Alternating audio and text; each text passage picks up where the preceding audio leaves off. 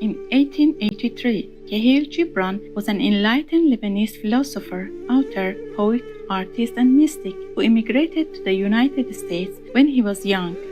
As a writer, he inspired a transformation in Arabic literature with his simple and direct style, as well as his choice of highly relatable themes. Perhaps surprisingly, some of his best-known works were written in English and achieved popular acclaim among many American readers. Published in 1923, The Prophet became Kahlil Gibran's most famous work. This book, comprised of 26 poetic essays, was begun while he was still a youth in Lebanon. The Prophet made Kahlil Gibran one of the best-selling poets in the world.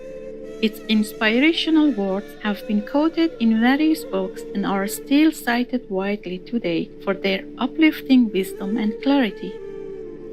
In a 1991 lecture given in Taiwan, also known as Formosa, Supreme Master Shinkai read passages from the Prophet and revealed that Kahlil Gibran was not only a gifted poet but also an enlightened master.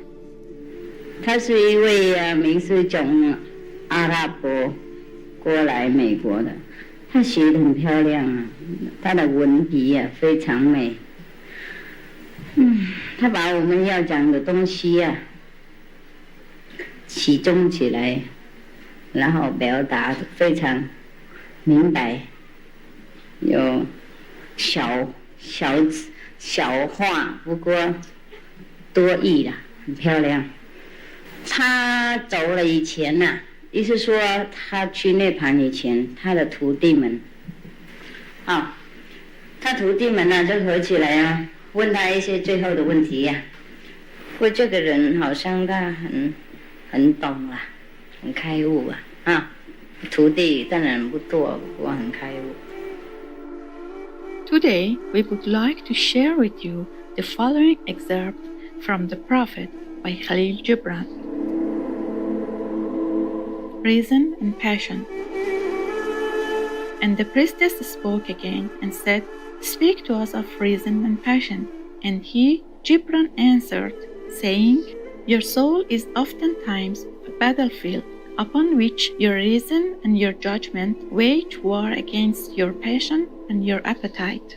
Would that I could be the peacemaker in your soul, that I might turn the discord and the rivalry of your elements into oneness and melody.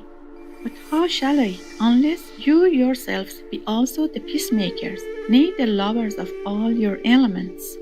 Your reason and your passion are the rudder and the sails of your seafaring soul. If either your sails or your rudder be broken, you can but toss and drift, or else be held at a standstill in mid-seas. For reason, ruling alone, is a force confining, and passion, unattended, is a flame that burns to its own destruction. Therefore, let your soul exalt your reason to the height of passion, that it may sing. And let it direct your passion with reason, that your passion may live through its own daily resurrection, and like the phoenix rise above its own ashes. I would have you consider your judgment and your appetite, even as you would two loved guests in your house. Surely you would not honor one guest above the other, for he who is more mindful of one loses the love and the faith of both. Among the hills, when you sit in the cool shade of the white poplars, sharing the peace and serenity of distant fields and meadows, then let your heart say in silence, "God rests in reason."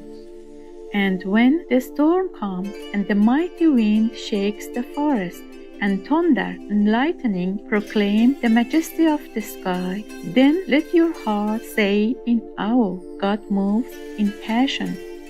And since you are a breath in God's sphere and a leaf in God's forest, you too should rest in reason and move in passion. Pain.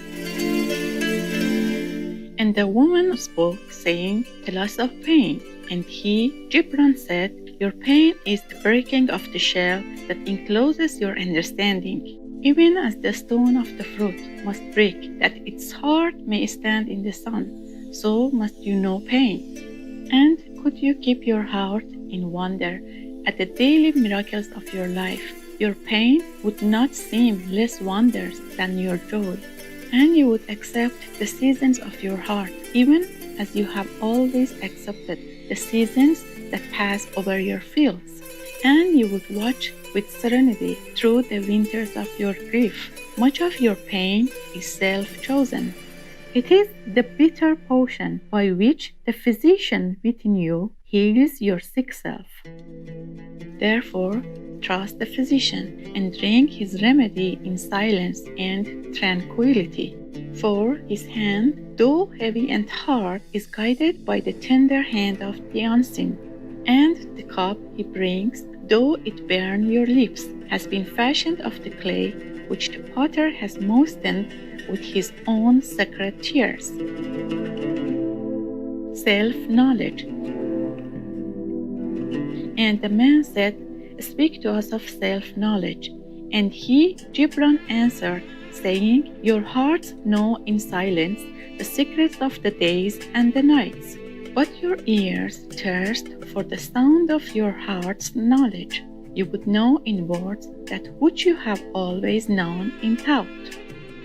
You would touch with your fingers the naked body of your dreams, and it is well, you should.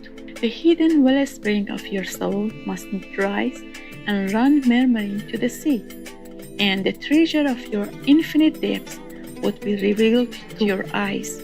But let there be no scales to weigh your unknown treasure, and seek not the depths of your knowledge with a staff or sounding line. For self is a sea boundless and measureless.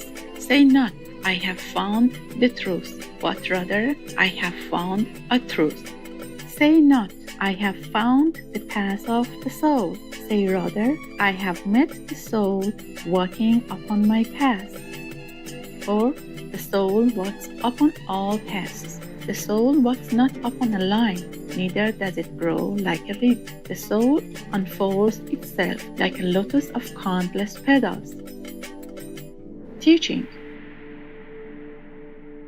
Then said the teacher, "Speak to us of teaching." And he, Gibran, said, "No man can reveal to you aught but that which already lies half asleep in the dawning of your knowledge.